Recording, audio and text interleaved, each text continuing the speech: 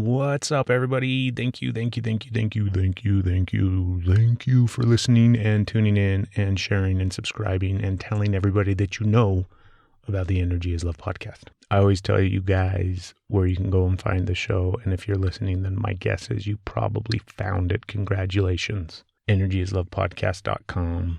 Go follow us on Facebook too. We do a lot of stuff on Facebook, a lot of live videos and different things like that are just fun. That's why we do it. It's just fun. But you can go and watch and tune in and share and subscribe and all that jazz. This episode is brought to you by a couple of amazing sponsors. We have wonderful sponsors of the podcast. First off, EntheoZen.com.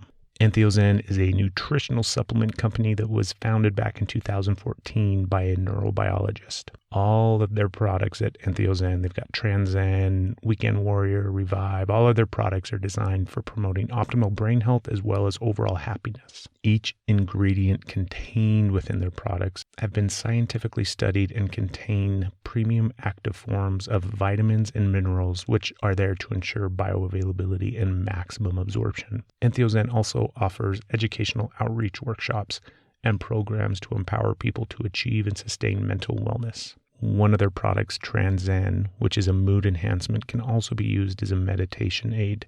So next time that you sit down to meditate, next time maybe you're going to yoga, or you're going to go to maybe you're going to go to a Reiki class, or even better yet, you're going to hop in a float tank, take some Transzen, and it's going to help in that space of getting you to the deeper connected part of yourself and the universe. All their products can be found at EntheoZen.com. You can also find them and shop for them on Amazon. If you just search EntheoZen, you'll be able to find all their stuff. And then regardless where you're checking out, whether it's Amazon or their website, make sure you enter the promo code ENERGYIS. It's a promo code for Energy is Love podcast listeners, and it's going to save you 10% off of your total purchase. This episode is also brought to you by wonderful website EssentialOilsAccessories.com. So if you use essential oils, if you incorporate essential oils, whether it's into daily life or your spiritual practice, EssentialOilsAccessories.com has everything that you need to enhance that use, to enhance that practice. Necklace and bracelet diffusers, the big diffusers that you would put into your home that's going to spit out all that wonderful goodness into the air.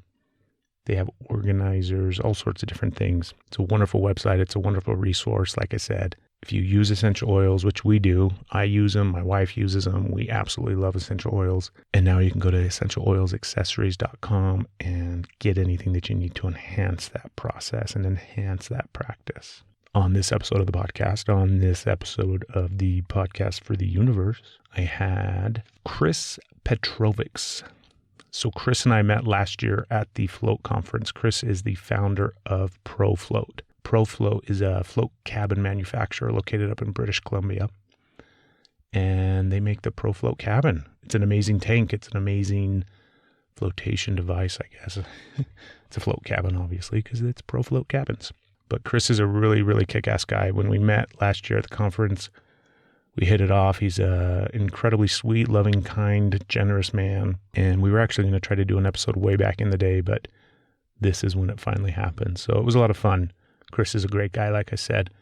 You can go to profloatinc.com. That's their website, profloatinc.com, and check out all their stuff. You can also find them anywhere and everywhere, like everybody else, Facebook, Instagram, all that good stuff. And let's see, I'll make sure you guys stay tuned till the end of the episode. Chris has a super kick-ass surprise that he throws out there. Hint, hint, it is in regards to the upcoming Float Conference this year. It's going to be really neat, really exciting. So stay tuned until the end, or fast forward all the way to the end. I don't care what you do. But thank you, Chris, for coming on the show. And everybody now, sit back, relax, turn it up, push play, plug in your headphones, and enjoy this episode of the Podcast Universe with my great guest, Chris Petrovics. Here we go. You're listening to the Energy is Love podcast. Energy is love. The Energy is the Love podcast. The Energy is Love podcast. Energy is love. The Energy is Love podcast. The podcast for the universe. The Energy is Love podcast. Okay, Chris, we're ready. This is it, man. Excellent. We are up and rolling. So how are you? Doing well, Craig. I guess it's been since Float Conference and we've seen each other. Yeah, it's been a long time. Yeah. Like coming up on a year. Yeah, it's going to be a year in August. And I was out at Rise in St. Louis, and your name came up quite a few times because we have some mutual customers and stuff, right? So, yeah. Like, we've been kind of missing each other on the road a few times. Like, I'm going one way and you're going the other. Every time I show up, I get so pissed off when I find out. Not that, I'm not pissed that they're getting your guys' cabins, but I'm pissed that we missed each other and crossed paths. And not only that, I'm also pissed because typically, well, the way that it's worked out so far is I'm there, and then a few weeks later you come in, and I want to float in one of your guys' cabins. Yeah, exactly. You've always rolled in. We're always kind of last one in, I guess. Yeah, is how we do things quite a bit. And then it's just scheduling, right? Like we're both scheduled to do so many different things right now that we haven't gotten a chance to meet up on the road. But I'm excited to. I'm excited to catch up because I was hoping that you were going to come through Rise, the float gathering on the east, or from St. Louis, sorry, the other week there, and I guess you weren't able to make it. And I was really hoping to bump into you there. How was it? It was good, man. It was good. You got to go next year. Yeah, it was very well organized. It was perfect size venue for what they were trying to accomplish, right? Like it was much more on the gathering side than like a trade show or like the conference side. Like it was a way more intimate kind of venue, a lot of meet and greets and a lot of networking opportunities. So it was nice. It was a nice change from the Float Conference, but yet there was still a lot of that good feeling. Did they have a pretty good turnout? Yeah. I'm not sure the exact numbers, but I think it had to be over 100 people, 100 and change, I would think.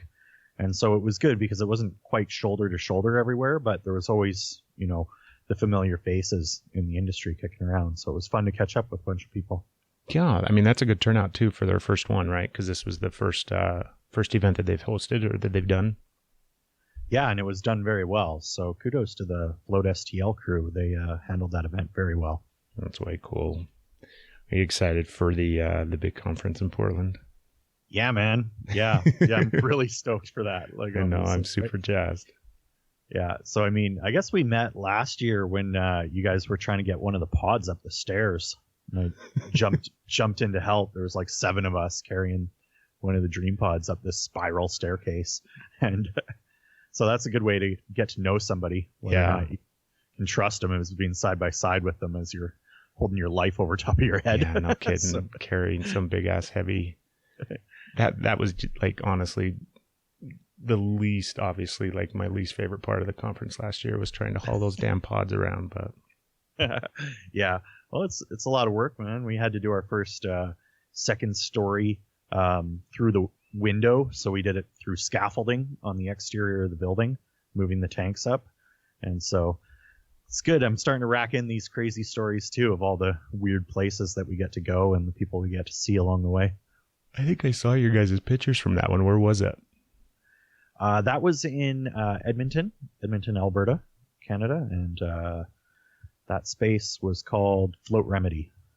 And beautiful little 3-tank center, and where there was just no way to get the tank in any other way than taking out the window pane and just going through it. That's so terrible. Yeah, it was really well organized though. Like we had a good group of people, so it went as smoothly as you could expect to when moving a float tank onto a second story of a building. So, well, I'm glad that you reached out and we got the opportunity, because I remember, I mean, the conference was so crazy last year because I wanted to interview not only you, but get kind of your whole team on there with Donna and Roger and everything like that. And of course, it just didn't happen because we were all so busy. And so I'm really glad that we're able to do it now. And it's been a lot of stuff going on probably for you too since that time. It's funny, it feels like it's so long ago, but it's still not even a year since that. It does feel a long time ago, but I mean the time has gone by so fast. Oh yeah, man.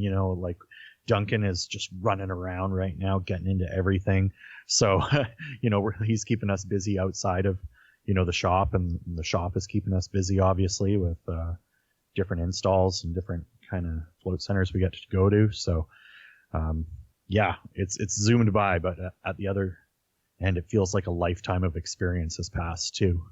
And you guys have another one on the way, right? We do, end of June. Congratulations. Yeah. Thank you very much. Yeah, that will be Petrovics baby number 2. That's exciting. Are you excited for it? Are you nervous? Oh, I'm all of the above. Yeah. It's weird because it's just like the pace of life right now. As much as I like to do my floating practice and so on, it just feels like everything's at this crazy accelerated rate where just the days fly by, and yet, you know, you're watching your kid grow up and you're like, I don't want to miss this. It's going to go by so fast. Like everybody tells you that, slow down. And so, it was nice though. It's been nice. We've had a couple of times where we've gotten to do like little blanket forts with the nieces and Duncan and having the family together. So it's been fun to watch the kids grow up. It does go by fast, man. Like I've got an 18-year-old daughter now. She just barely turned 18. She's graduating this year, and then she'll be going off to school in the fall. And I hate everything about it because I feel like it's literally, I mean, it's all the stereotypical stuff that you hear and see in movies and all that kind of stuff, right? Where, you know, I blinked and suddenly she's an adult, or she thinks she's an adult and she's ready for life and she's moving out and she's doing all of these things. And all I can do is think back to when she was little and tiny and, you know, completely dependent upon me for everything. And it goes by way, way, way too fast. Yeah, this is what everybody tells me. I'm doing my best to listen and take that advice. So, you know, we're actually hoping we'll be able to take off, you know, a good chunk of time. And for good chunk of time, I mean, I'll probably get like a week or 2 weeks right now to just stop and kind of enjoy that first couple of weeks. But then right around the corner, we'll be heading out to Float Conference, and baby will come with us too. So it'll be fun. That'll be way fun. Yeah. So one of the things that I wanted to ask you, because I was sitting here thinking all week what we were going to talk about and what I kind of wanted to, because we did get to hang out. We got to meet. I definitely feel like we got the beginning of a friendship and everything, and that's super cool. But at the end of the day, I don't know a ton about you. Yeah, man, we haven't gotten a chance to go deep. Yeah. So one of the first things that I want to ask, because I always like finding out about how people, like that's one of the cool things when I go out and do installs and whatnot and get to meet all the people out there that are, you know, opening up their own centers and everything like that, and learn how they came to floating and how they, you know, made that leap from, using, you know, whatever it was that they were floating and they enjoyed it and blah, blah, blah. But now they decided they're going to open up their own center. But I want to know, how did you go from, first off, how the hell did you find floating? And then how did you go from that to not only am I going to, you know, I'm going to skip the whole, let me open up my own float center and just go straight to manufacturing and producing cabins. Yeah, it sounds a little wild on the outside, but it was a pretty natural progression, actually. I out of high school, I was working in manufacturing companies and did a lot of, you know, some product design and different CNC work and AutoCAD work, and it was just kind of getting my head wrapped around manufacturing in my early and mid 20s. And then I actually had a back injury while I was working one time, and it never really kind of quite healed properly. So I've went through the whole list of different things you do when you have a bit chronic pain. You go and you get acupuncture and you get massage and you get then you do your different tests. You know, you do your MRIs and CT scans and so on, and then you end up getting told it's just kind of chronic back pain, and they can't really figure out, you know, what's causing it. And you know, just through that, I kind of knew I was already holding a lot of tension and stress in my life. But we'll get to that once I get floating. how you can kind of realize how much you hold in your body as far as tension and pain over the years. And so, yeah, as far as getting into floating, though, I was working at a manufacturing job and kind of just a mid-level position. I felt kind of glass ceilinged where I was and not really getting to do all the things that I wanted to do or felt capable of doing. And So it was fairly mundane on the whole, and I got into the Joe Rogan podcast super heavy, like most people. I mean, I swear, like 60% of the people that we talk to, it's always Rogan inspired. It's crazy. The last numbers, I think they said a third, but I think it's higher than that, man. I think it's the ripple effect of that is so big. At least for he's definitely had a major influence. That's for sure.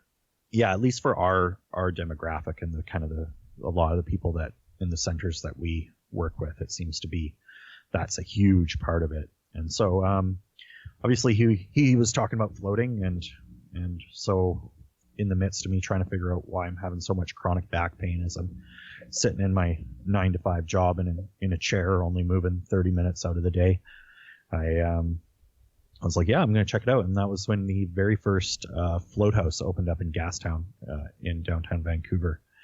And so that's, almost a 2-hour drive for us to get there and get parked. But we went in and I got membership right away after that first float. It was a pretty polarizing event in my life. So I kind of knew that it was a therapy that was just going to work for me in the long run, right? Like I could see myself using the practice of floating very quickly after that first float. Got our memberships and we kept going back. So after notching about, I don't know, maybe a dozen floats under my belt, I was like, I really wish that I could have one closer, right? And from there, it started the dream of maybe doing a float center closer to home, right? And then I did the looking for tanks and was, like most people, just kind of like, oh, well, maybe I'm getting in over my head when it comes to the, the budget that you need for flotation equipment, right? Like we both know the realities of like running commercial equipment and the challenges, right? Mm-hmm.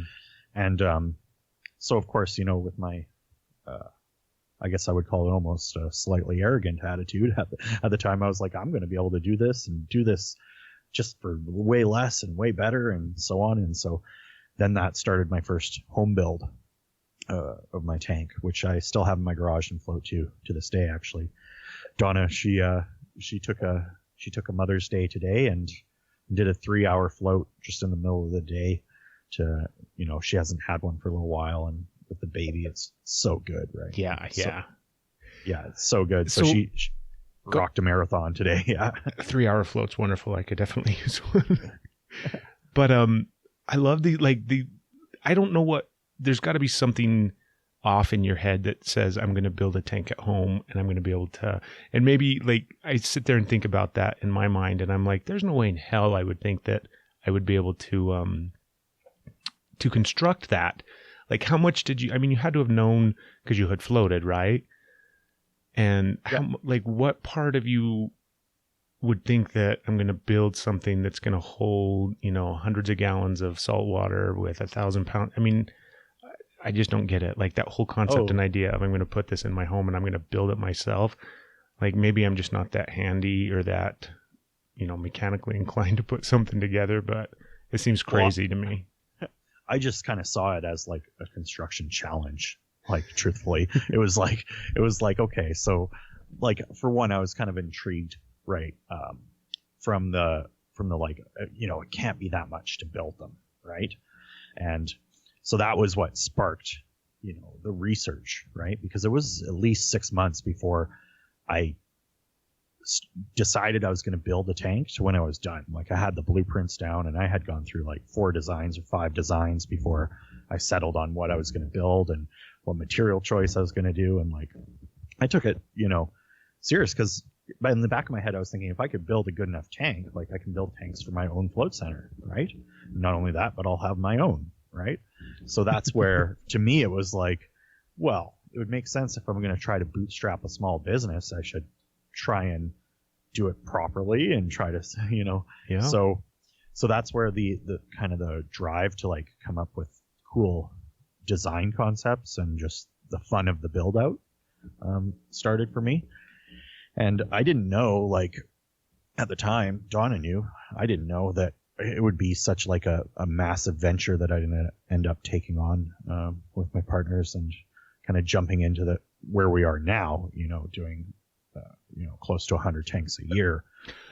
Did it just kind of happen organically where I go from building a tank in my home to, do you know what I mean? We want to start producing these on a bigger scale. It was really the float conference. Which one would have that been? I guess like 4 years ago now or so. That when I went to the float conference, that was when I was like, oh, I could shift this into a totally different gear.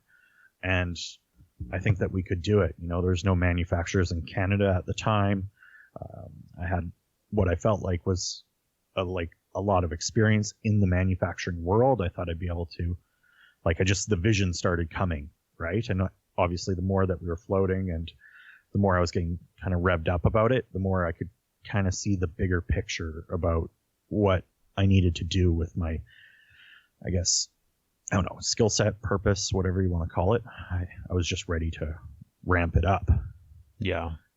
Yeah. And so there was, I was starting to get a couple people from in the float industry that knew I was building a tank. I'd be reaching out to different people, different float centers. Like I did a lot of networking to just find out what people want in a float tank and just really kind of putting that love into it.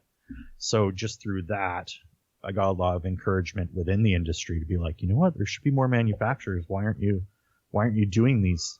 Right. And I was just thinking it was just going to stay in my garage, but, that kind of evolved into what's our cabin now. That's so cool, man.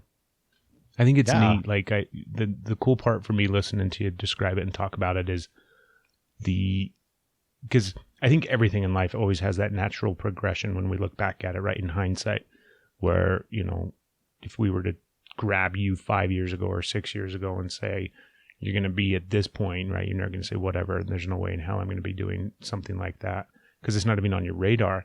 But then slowly over time, as things progress and they just kind of organically grow and build and, you get the inspiration and the ideas and they keep coming. And I love when things like that happen and how they just kind of naturally progress towards where you're at in life. Yeah. I mean, it was definitely, it felt natural, but you can also look back and be like, there was a lot of like hard work and hustle that got put into like crafting every aspect of what is, I guess, pro float now, right? So, there was a lot of thought into, myself and Donna, Roger, my other partner was like, we're all thinkers and dreamers, right? So we just didn't, I don't know, we just saw that there was room for us to do our thing and hopefully people would like it. And so far things have been really good. Yeah. That's way cool, man. So business is good then. Everything's growing and moving along. Yeah. We're clipping along at a pretty good pace right now. I mean, I don't like to talk too much about like specific numbers, but you can just see like the number of float centers that are growing out there. And, we're doing our best to take care of all of our first year customers and all of our second year customers, all of the growing pains that you have as a company, as you learn so much about floating, about tanks, about everything that happens. So it's really important for us, not to leave any float center behind, so to speak. Yeah. Because there's so much to running a float center, like that's some of the things that a lot of people don't know is like the responsibility of like a float host and like that position and what comes with that, not just on the how do I like turn my tanks on and off, but like everything else that comes with that job, basically being an unregistered therapist where you get to facilitate like massive life-changing events. I think some people think they know it, but like you really gotta see it and be a part of it for a while before you really understand how big of an endeavor that side of things is. So it's always interesting to see because I know like talking to a guy like you and you see this when you're out and installing is that there's so much love and there's so much people are so excited to share it, but they maybe don't fully understand like how amazing and versatile the float tank is as a tool to help people. I totally agree. And I think they also don't understand. I mean, even at the point where, I show up and put a tank in I think even at that point, they still don't have a clue what the hell they're in for. Like, it doesn't really matter how much time they've spent researching and floating themselves and planning and organizing and getting everything ready and squared away. I still feel like at the end of the day, man, when I leave, I'm like, oh man, I like just wish them the best of luck, because it's like they're always in over their head. There's just so much to it, not just the business aspect, but at the end of the day, like, you know, water maintenance and tanks. And I mean, it's just so much that you have to do. And nobody really, like, you know, you try to explain to somebody what 1,000 pounds of Epsom salt does to an environment, and they just don't get it. They just don't grasp it. Yeah, well, contractors think they get it and grasp it. Yeah, that's my favorite. Yeah, so I mean, it's interesting though, because it's like I feel like we got a pretty nice balance of people around me that, like, I feel like when I go into it, that we do the best we can to prep the customers, and a lot of the times too, I'll know when I'm going into a situation where you're dealing with somebody who's maybe a little bit more green, right? Like there's some people where they've been dreaming about opening up a float center for 4 or 5 years, and they got like everything, every part of their business figured out, everything, right? And then you get the flip side too, where people really they're just hearing about it, they love it, they want to spread it, but a lot of that other side of what goes into running a float center is getting, I don't want to say like compromised, but at the same time, it's like there's a lot of learning curve that's still out there for people that are setting up new float centers. Yeah, for sure. I guess it's probably that way with any business, of course, but yeah. So it's cool because like, you get to see this wide spectrum of people, right? And that's been kind of the most fun for me since we started, is this crazy array of people that I've got to meet while I go out and see these different float centers. And that was kind of one of the things that I wanted to talk to you about, was some of the more like different kind of people, or those stories, some of those road stories that we get to have that probably not a lot of other people get to have. Boy, I don't know how exciting it is. Like, my least favorite part's the goddamn airplanes. I love flying. I absolutely love being up in the air. And for me, like, I like takeoff. Like, I always come home and I tell my wife, like, I want turbulence, because I like when things get exciting up in the air and you get some fun things that, you know, kind of mix up the flight. And I could care less if there's turbulence, just something new. And there's no aspect of flying that bothers me. But you want something that reminds you you're up in this big steel tube in the middle of the sky that could just kind of yeah. But I get it, man. I hate the people, and I hate the crowds, and I hate being herded through airports like cattle and crammed into planes. That's like my least favorite part. But I really, really enjoy. I mean, it's really, you know, at the end of the day, it's the people that you get to meet, like you're talking about. It's all the people that are dedicated to what they're doing and inspired, and, you know, they always have, you know, the greatest of intentions to help the people that they're going to be helping. And that's been my favorite part, is just all the people that I've got to meet and everything like that. Yeah, and like you've probably seen it too, and like when you get to do some of the smaller towns or the more tight-knit communities, how when you go in, you can tell that there's just like a buzz in the area that this place is going to be opening up. Like they're just getting their tanks now, and you know, there's people walking by the float centers as you're doing things and stopping and asking you questions, and it's just kind of like, no, this is cool stuff that's happening at these places. Like you should check it out. And so yeah, so that's been really wild for me to see too. What's some of the favorite places that you've been? Oh man, I had a lot of fun out in Detroit. We did a place out there called Motor City Float, and that was really cool to get out to Detroit. Like I'm from, you gotta keep in perspective too. Okay, I am from a small farming town up in Canada on the outskirts of Vancouver, right? So like when I get to go in and see like these cool old cities, Philadelphia was really cool to go check out. So we did some work there.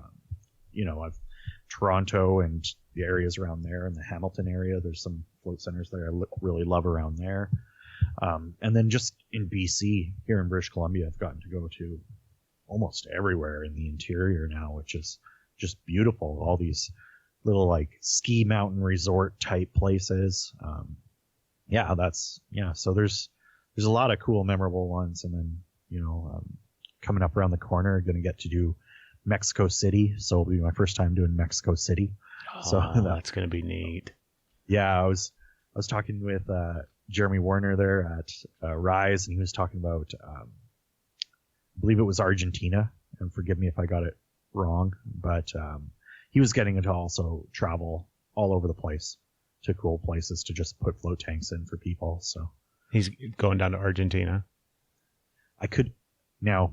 I probably shouldn't have used the name, because honestly, I can't exactly remember which place it was, but Yeah. it was either that or Colombia. He was going into somewhere where he needed like a guide and everything like that to get him in for his float tank. So that'd be a cool build. If you ever get a chance to talk to him, definitely do it. He's got some cool road stories too, that guy.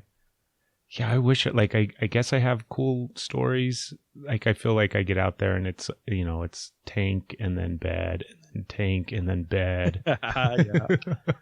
Yeah. It's nothing but work, but yeah, every once in a while, I mean, yeah, it's a grind doing it, obviously, and you've probably got a very heavy schedule as well when you're going, so you don't have a lot of downtime in between. And like you said, there's a lot of time spent at the airport and so on, but yeah.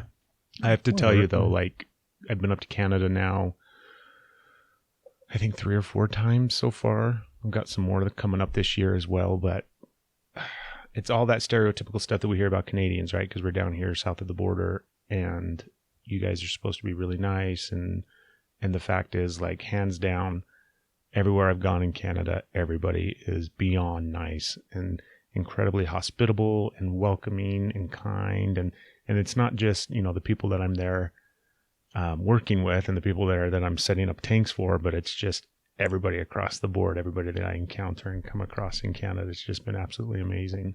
So you guys are doing something right up there, whatever it may be. Well, what's funny is, to me, like, we obviously always hear the horror stories of the U.S. and the USA and different areas, and wherever I've gone, it's been amazing too. Like, I've been treated amazingly. There's been, from the roughest parts of town, even like, I haven't experienced that side of things yet. So it's like, to me, it's just like, keep on getting to go around, meet cool people and so on. And usually, I mean, the majority of our time is spent in the float centers or around the float centers as well. So naturally, you're usually drawing pretty amazing people that are building out float centers, and even the people that work around and with them. Yeah. There's not too many assholes in the industry quite yet. No, there really isn't. It's pretty spectacular, actually.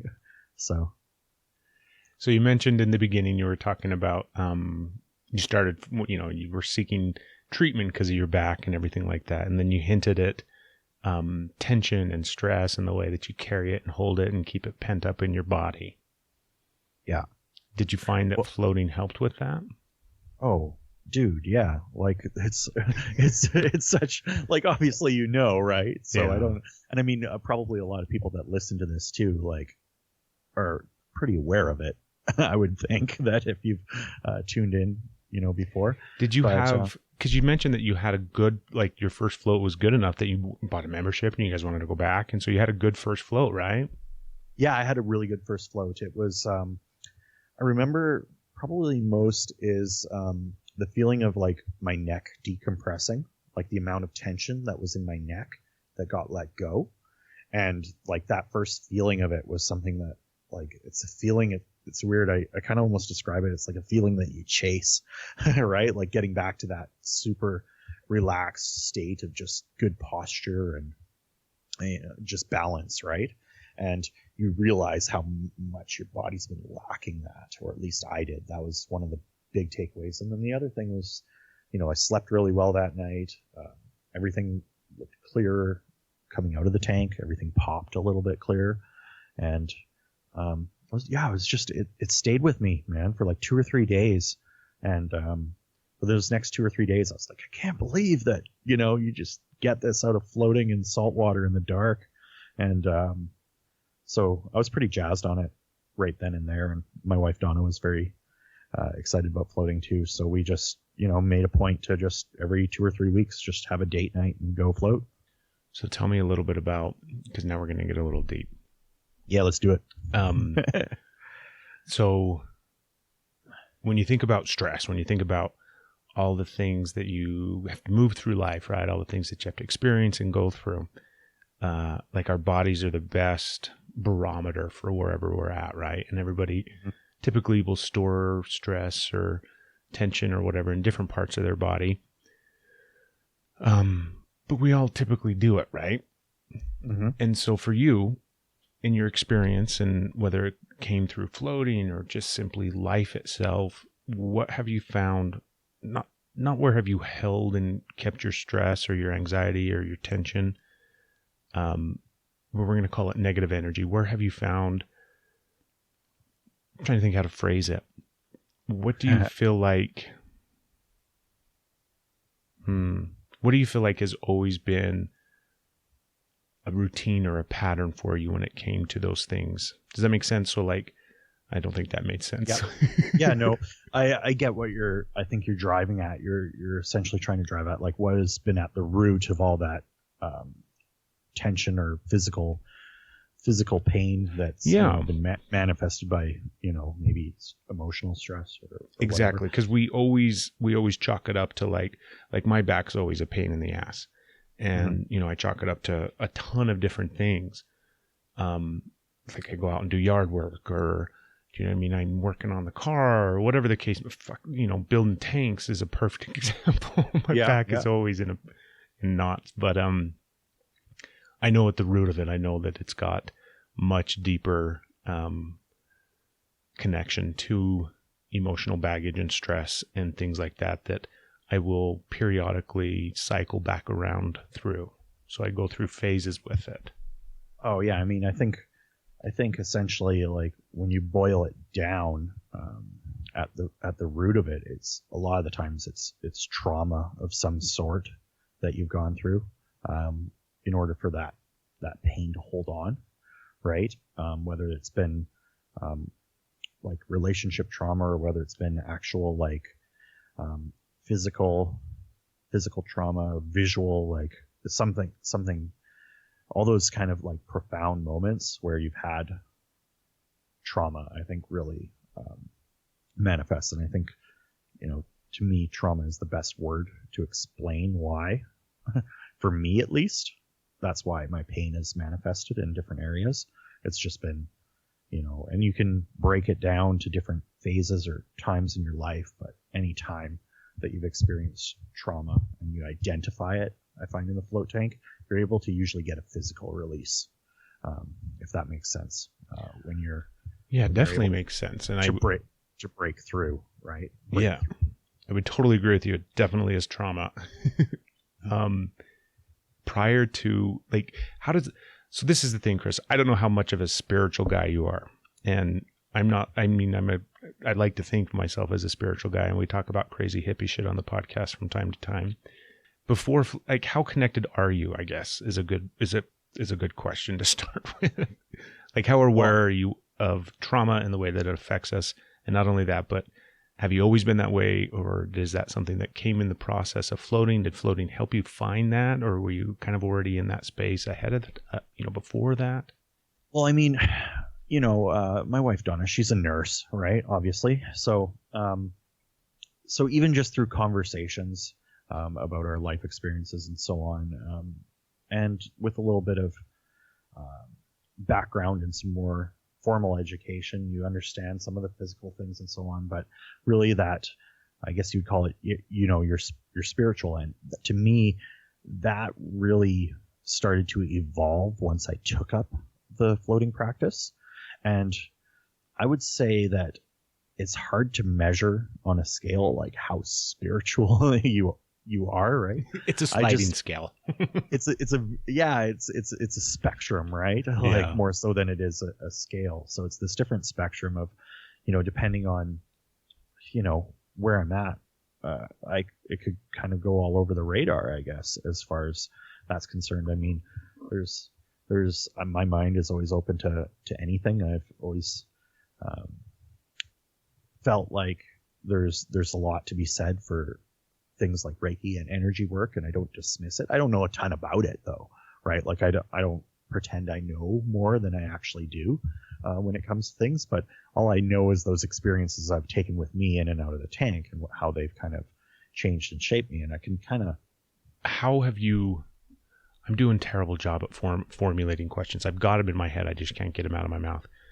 Well, I think that's just like floating in general though, right? Like these conversations, it's like there aren't always easy questions and easy answers when it comes to discussing, your practice, your either your tank practice or your spiritual practice or your personal philosophies on things and how they can kind of change and evolve over the years, right? And so, did you discover anything about yourself that you, and I'm not talking about like a deeper sense of who you already were or what you are, but something that completely kind of came out of left field? Did you have any of that through the process of floating, or even just?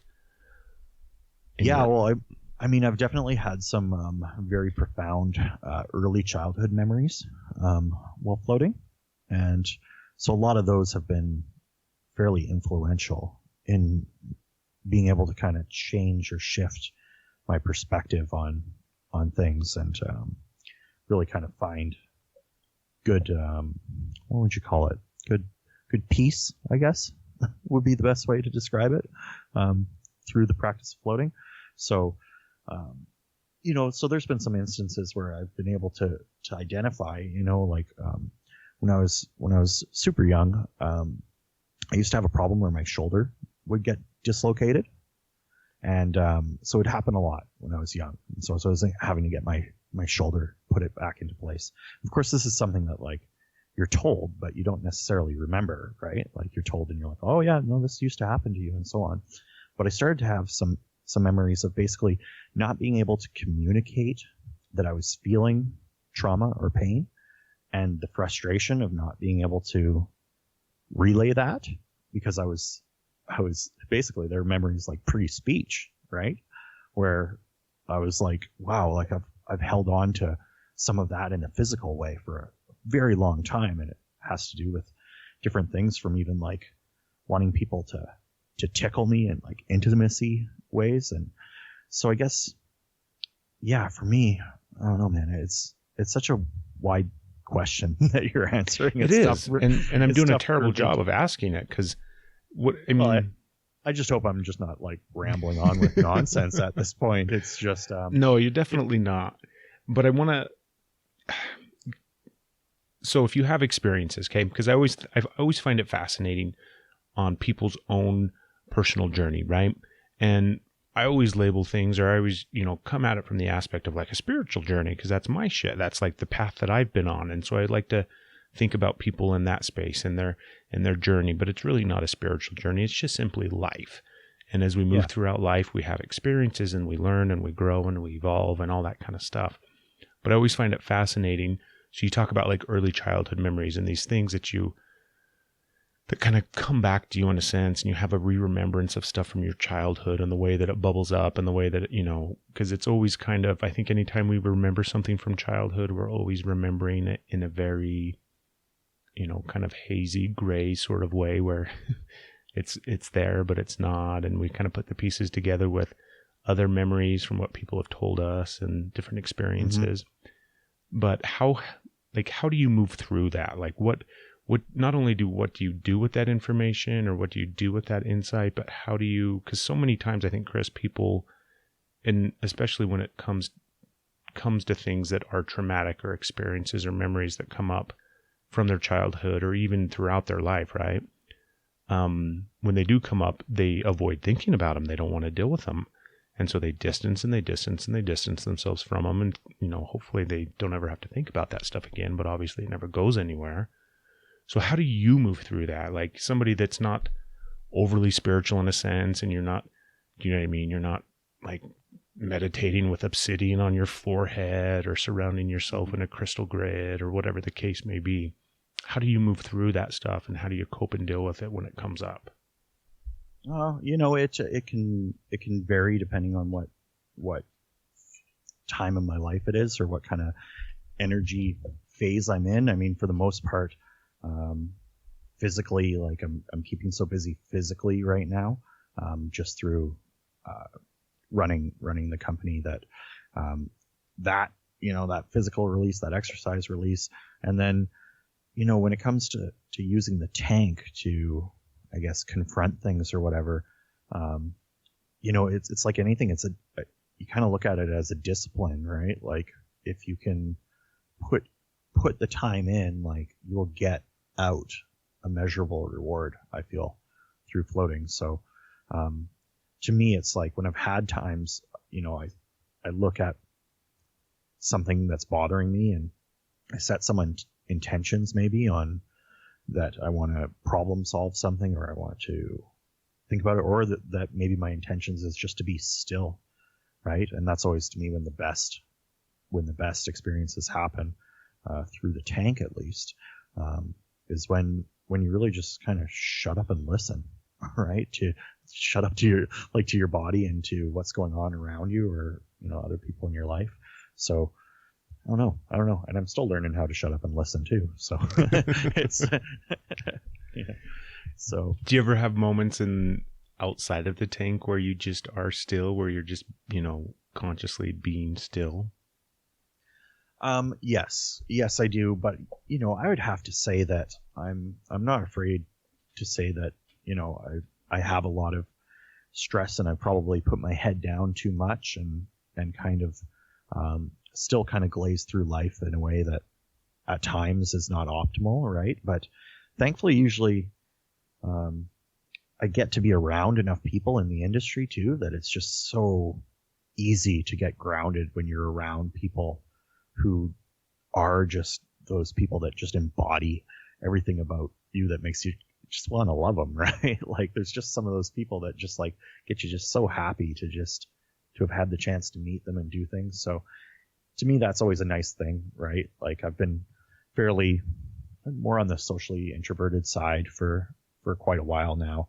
And just through this community, I've felt so much connection to so many different people that I really didn't get elsewhere, right? Like not like what I get out of floating and connecting with people and being just in such similar places to so many people. Was that a challenging thing for you, kind of in the beginning, or do you know what I mean? Because if you're gonna start your own company, at some point you're gonna have to go out and sell that company in a sense, and you're gonna have to interact, and you're gonna have to. Yeah, no, absolutely. And I mean, for the most part, like doing it within the float industry and people that are interested in floating, it comes so much more natural than cold pitching other people off the street or something like that, right?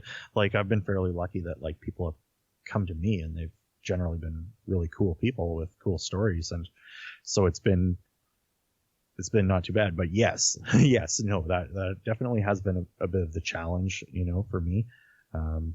But that being said, I'm kind of looking back and being like, well, I didn't really kind of chose to be that way for a while, and I don't really have to choose to be that way anymore. And so, I would say that, I evolved, and it had to happen fast too. There's no choice. There's no choice.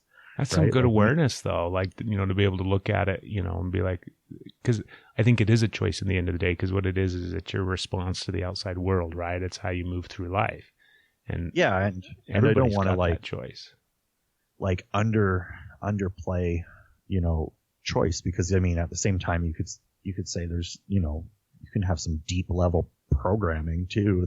That's more the route, the root of what's causing that problem than a choice. But for me, once you kind of identify those programs, those behavioral programs, and you're aware of them, and then you're able to look at things like it's a choice, then all of a sudden you can kind of make some progress. And it's funny because you'll see that example with people so often, right? Like, oh, that person just chooses to be like that, or chooses to be like that. And, and then you look at it, it's like, well, the amount of, just circle back to trauma, the amount of trauma that some people have been through, they really don't have a choice with some things, right? Or at least not one that they're aware of, right? So, I don't know. That's kind of how I've looked at the tank, is it's kind of shown me what choices I've made and what choices I can change, I guess, moving forward. It's a good way to look at it. I like it. Yeah. I totally agree with you. Yeah. So, I mean, I don't know if can get as deep as you, Craig, but that's kind of like how I look at things. And no, I think it's always because sometimes, I'll talk to people on the podcast, and I love everybody that I've had the opportunity to interview and talk with. It's been really, really neat. But I think that a lot of times, even people that are spiritual in a sense, right? It's no different than people that aren't spiritual. They choose to use spirituality or a connection to what they feel is, a higher level of consciousness or a higher plane or whatever the case may be. And they're still using that as a distraction from their everyday life. And so they use it as a way to check out from the reality and the emotion and the things that they actually have to move through and work through. And so it's no different than, like I said, anybody else out there that's moving through life. Is we choose to distract ourselves with whatever whatever interests us or whatever can numb us from what we're feeling and going through and processing inside. And at the end of the day, all of that shit just never goes anywhere. You have to move through it. You have to feel it. You have to process it. And so, I'm just always fascinated how people do that in general, not just spiritual people or people in the New Age community, because I'm kind of to the point where I could care less how they move through it. I'm curious how the person who may not have, do you meditate at all? Because essentially when you're going into the tank, your brain is going into almost the same place that it would go to if you sat in meditation for a while. Are you practicing that at all outside of the tank in a sense? I would say that my meditation practice outside of the tank is sparse. It's not non-existent, but it's definitely sparse. I'm more currently, at least anyways, and I can only kind of speak currently I'm of the, if I get in the tank every 3 or 4 days, I'm usually in a pretty good place on the whole, right? My energy is usually pretty good, usually very emotionally balanced, very feeling very kind of connected and so on. When I neglect that practice of the floating practice, then I'll resort to meditating, which is kind of the cart and the horse thing, where it's really I know that I should be doing, but I'll only then be I'm getting so riled up, I need to just meditate, or I'm feeling so off right now that I have to. And of course, those are the times when it's you're never going to do it long enough or stay disciplined enough, especially if you're not, I don't know, as seasoned as some people are. For some people, meditation comes more naturally, but for me, I would say that I lean more towards the people that fight it or have trouble with that. And that's why, to me, floating's been so good. It's just such an accelerated form of meditation that for me, I can get actually still enough and calm enough that I can have those really deep benefits of meditation, because I struggle physically, and I struggle, mentally when I'm not in the tank to get to that same state. And I'm kind of aware of that. So I've almost just been I'm just going to focus on my tank practice. If I can do anything else, if I can just get in there every couple of days, that's kind of the best benefits for me, and physically too, right? I find that I get the most physical benefits out of that. So yes, that's kind of my... Yeah, you can't beat the physical benefits of floating. Yeah. So, I mean, for me, where it's that's where I got into it in the first place. I haven't really wavered too much from that. So, but yeah, no, I mean, myself and Donna and, Lil Duckin, we'll all slow down and have quiet time, meditation time, on a fairly regular basis. But, I'm definitely, I know I'm not a disciplined meditator for sure. So I'm going to give you some advice. Yeah, do it, man. Lay it on me. Because this realization for me, right, it's particular to me, right? Everybody's different. But what I found was when I was practicing in that space of trying to meditate and trying to get to what I thought was the place where I was supposed to be, and do you know what I mean? Undoubtedly it would last for anywhere from 30 seconds to 2 minutes or whatever the case may be, very, very short amount of times before my brain would just start running and running and running and running again. And so then the battle becomes me telling myself to shut up and getting angry at myself because I can't shut up and I need to, quiet my mind and all these kind of different things.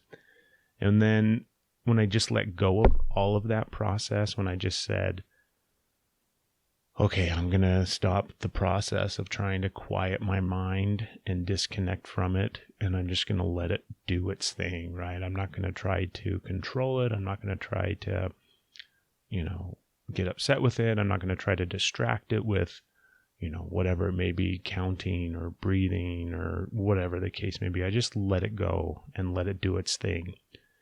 And what I found was when I did that, it became so much easier to suddenly find myself in the space where, it was still doing what it was doing, but I was over here like in a completely different room in the house and quiet and relaxed. And I was in the space of what I knew to be where I would go in a good meditative kind of state. And so that became very key for me, was going into that space and with that intention that I'm not there to control my mind. I'm not there to, shut it up and disconnect from it and then get angry at myself because I can't do it. I just simply would let go of that desire or that need to control my own thought process. And then that really, really helped kind of enhance and, kind of push me to the next level, I guess. And when I started floating, I did the same thing. I would get inside the tank and undoubtedly start running through the list of everything that I had that day and all the stuff that I should be doing and needed to do. And so I just incorporated that into my floats as well, where let my brain do what it does. And then, 5 minutes later, I'm gone. And it's a lot easier when I'm in the tank sometimes, but I can still do it outside of the tank. And it helps me personally and then I don't have like the frustration and the guilt and the shame and the, it's not 5 minutes of meditation and I quit because I can't do it. I'm able to kind of ride it out and get into some really good spaces. For sure. And I get where you're coming from. I get where you're coming from for sure. I mean, even just coming out of Rise, and getting to kind of reconnect with the community and talk again to so many people that do the practice. I just had that, reminder there a month ago. And so it's been nice because I've come off having a slew of different floats at, a couple of different centers that I've gotten to travel to. And, I'm back home now. So I got the tank up in the garage and can jump in there and, yeah, and you go in and you just remind yourself to just be physically still, and don't try to hang on to anything or force anything, right? And I find that same kind of technique of just getting physically still and then stop worrying about what is going on and just focus on, to me, I always bring it back to the breath, which is such basic part of but it's so important. It's like if you don't have that breath just coming in at that nice steady rate and get yourself to that nice physically still point, you're not going to get mentally still. If your body, you can't slow that down and just center yourself physically, right? I think floating's turning you into that hippie. Yeah you're getting there. Yeah, I'm slowly getting there, man. And then tomorrow, I'll get up and I'm sure there'll be some trucking company or some order will get back ordered or something will happen where all of a sudden the real world will come crashing in on my face after having this beautiful conversation. And then, next day, check the emails and be like, oh yeah, the real world's still going on and there's a lot of stuff to do, right? So you gotta find the balance, man. Oh, dude, it's such a weird swing. And I mean, I get it for float center owners, but like, not to say that what I go through is like any more crazy than anybody else, because it's not, right? And I'm very fortunate with where I am in life and everything.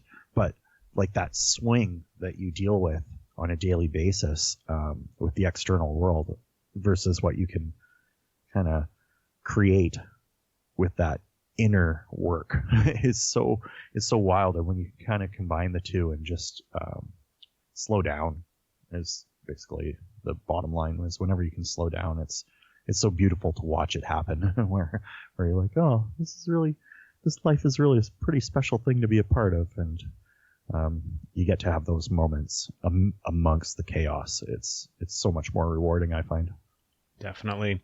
And I would say too, like, this is one thing that I've been thinking about a lot lately, where, you know, it's all about balance, and we're trying to meditate, we're trying to slow down, and we're trying to find this happy place where life is all sunshine and rainbows. And I mean, the reality is, in the space of the balance, like, there's two equal sides. And the fact is, we are living a life here on the planet doing what we're doing, and we have to embrace that aspect just as much as we try to embrace the opposite side of the spectrum, where we're going to be all, you know, relaxed and going with the flow of life. The fact is, kind of the fast-paced way that the world works and the way that we can get caught up into it is kind of the other end of the spectrum that we have to have balance with. So I think it's okay to be in that space sometimes, and I think it's okay to kind of embrace those things and those aspects and move through life that way.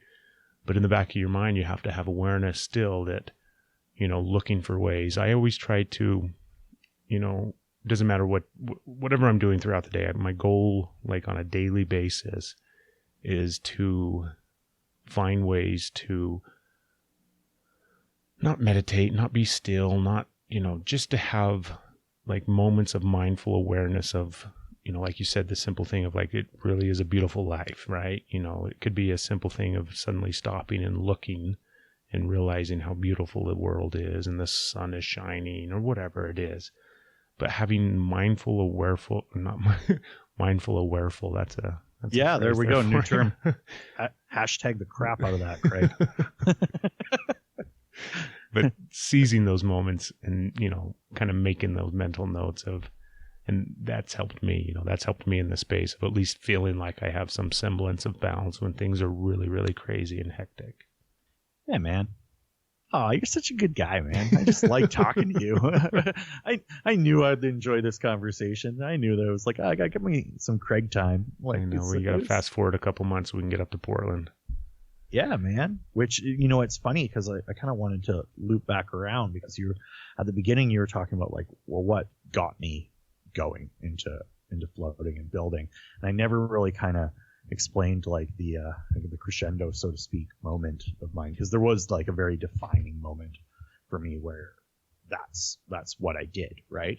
And so I was working my, you know, usual office job, kind of my, you know, in my 9 to 5 at my desk job, my half hour getting out of my chair break, and and I was just like, I don't know, like a new level of miserable like that day. Like I was on like this different plane of like where, you know, Donna, she was like, oh, you know, like, you know, you're done. Like you can't do this. Like maybe I'll come and get you from work and you'll just, you know, we'll you know, take you to the doctors. We'll, you know, get you some like Ativan to calm you down.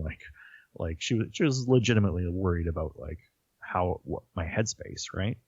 And at this time I was still in the midst of, you know, building my tank, and it was almost done, and we were just coming off of, we were like 2 months out of Float Conference, so it was like that energy had kind of like gone off, and you know, I wanted to start this float tank company, right? And I wanted to make a go of it, and I was sitting and I was listening to a Duncan Trussell podcast, and he was talking about, you know, getting into one of his spiels about like the man holding you down, man, right? Like, like there it is, you're stuck in this consumer wheel, right? Yeah. And, you know, and so on. And I just kind of got up and I walked out, and I didn't really quit. I didn't get fired. I just kind of like got up and was like, I gotta go. and I left, right? And so I went and so on, and you know, got my doctor's note, and I took some time off, and then I just didn't go back. Like I didn't call them to let them know like I wasn't coming back or not. Like I just decided I'm not gonna go back, right? And so I was like, I was all in. And so obviously, you know, I've mentioned, you know, I have a son named Duncan, and that was how I, you know, the name, because like for me that was like the pivotal shift moment in my life, right, where I had this, you know, like just kind of wake up call where it was like, dude, what are you doing? Like you're not happy doing this. Like why for what? For some money, right? Like to pay the bills. Like you can always find a different job or do something different, right? But but like I want to build float tanks, right? And so that's why our first son is named Duncan, and which was yeah. So that's a pretty pivotal moment. Obviously, that's pretty cool, man. Dude, and this year, this is why I'm so stoked, is because this year at the Float Conference, this hasn't been announced yet, but obviously, depending on when this airs, Duncan Trussell is going to be the headlining speaker at the Float Conference this year, and he's going to be doing a Duncan Trussell live Family Hour podcast on stage at the Float Conference. So we managed to set that up this year and get the ball rolling and make that happen along with Ashkan and the Float On guys. So yeah, I thought instead of bringing a float tank to conference, let's bring somebody cool that hopefully a lot of people will get exposed to him, and hopefully a lot of people are already excited that that's going to be happening. So that's way cool, man. That's kick ass. Yeah. So I mean, thanks so much for having me on the podcast, because that's kind of like the one thing that I wanted to plug, so to speak, right? Was that, and then the other thing that's really cool is I'm working on my second tank now, and the beta version of the tank, like the first working prototype, is we're going to be donating it to MAPS.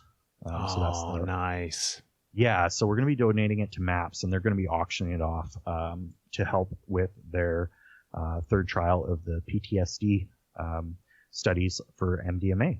So yeah, we're gonna set them up with a float tank, and will hopefully kind of be our next big venture with the prototype. So that's going to be coming around late summer, and that's kind of another cool thing that we got on our plate. You want to give us any insight on what the new tank's going to look like, or what the changes or the difference is going to be?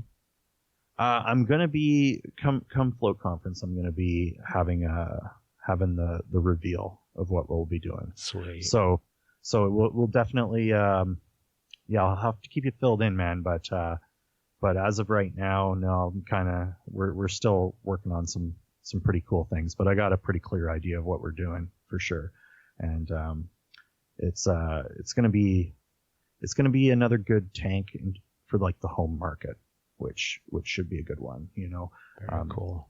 Definitely not on like the lowest end of the purchasing spectrum, but it will be a good home option for people, and so we're pretty excited about that. Well, that's way neat, man.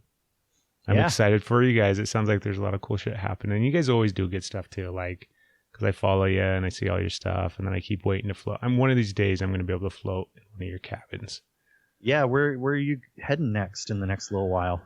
Oh God, I was looking at my calendar today. It's California and Texas and North Dakota, Washington, Florida, just everywhere. I don't even know. everywhere. I love it, man. I love it. Yeah. Well, I will. Yeah, man. I'm excited for us to get to meet up in Portland again. And just so you know, like when I was at Rise, there was so many people that were singing your praises, and I was really wishing that you could have been there to receive that, because it's good for your listeners to know too, like how well respected you are in the world of floating, and the job that you do at float centers, and getting hosts ready and getting people ready to run their units, and jazzed about being in the industry. And yeah, there wasn't enough good words said about you that they just kept coming. Well, that's way cool, man. I appreciate that. Thank you. Yeah. So that's why I was like, oh, we got to get Craig here next year. So I made sure I got on the horn with your boss and let him know. Yeah. Send Craig. I was like, send Craig next year. Yeah. I think I don't remember, because it was only a few weeks ago, but it's when I'm home, it's crazy. It's busy trying to catch up on everything. And then, so I'll definitely try to make it out next year, because it looked like a lot of fun. Yeah, it was. So if people want to learn more about ProFlow, they want to find out more, and they want to contact you guys, what's the best way? Yeah, it is www.profloatinc.com. And you can also find us on Facebook, ProFloat Inc., as well as the Instagrams at @pro_float, Twitter at @pro_float. And it's we're always excited to hear what people are thinking about doing for building centers, and we like to do our part for helping people out and trying to make some cool stuff. yeah, it's exciting. It's good stuff. Well, thank you, Chris, man. I really, really appreciate it. I appreciate it, Craig. I wish I could get more filled in on you and your backstory. I know like half of it, right? But I got to get like, I got to be able to get face to face with you and sit down. So yeah, hopefully we got to can do sit down and have a couple beers, and I'll fill you in on everything. Yeah, you bet, man. And I can't wait to see you again. And same here, man. Okay. Much love, brother. And everybody out there, go out and have a beautiful, beautiful, wonderful day. I don't want to miss this. It's going to go by so fast. Like everybody tells you. It's like a feeling that you chase, right? Like getting back to that super relaxed state. My intentions is just to be still, right? And that's always to me when the best experiences happen. That's kind of how I've looked at the tank, is it's kind of shown me what choices I've made and what choices I can change, I guess, moving forward. Thank you to entheozen.com, nutritional solutions for balancing the mind and body. Thank you guys for listening as well. Make sure you jump over to entheozen.com, and don't forget, when you're checking out, Energy Is, enter that promo code and save 10% on all your purchases.